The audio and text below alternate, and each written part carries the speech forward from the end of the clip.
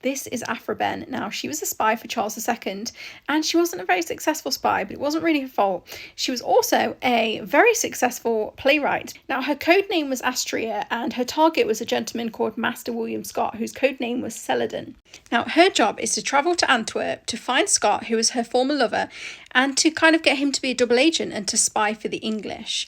Now, it's the year 1666, and every British school child will tell you something really important happens in the year of 1666, and that's massively going to impact why Ben has such a hard time.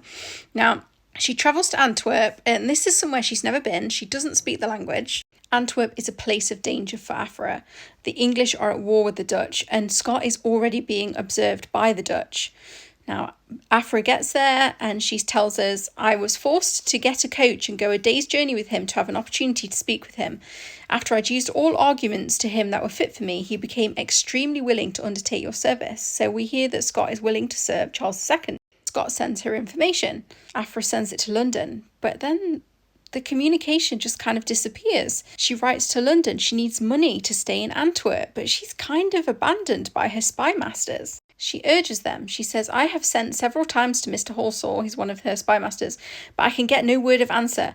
I have by this post sent him things from Celadon, who is the readiest man alive to serve his majesty without any encouragement than barely my word. Weeks pass, and still she has no word from the spy masters and no money. Go by, and in fairness to the spy masters, London is burning. The Great Fire of London starts on the 2nd of September and is ravaging London. Afra is becoming paranoid. She clashes with another spy who tries to undermine her, and she fears that she's lost the king's support. She starts to panic. It's now 3 months since she heard from London, so desperately she writes a bold letter to the Secretary of State. He's the overseer of domestic and foreign security. She says she's failed her mission. She's lost the trust of Scott. She now needs money to pay her debts and to get home.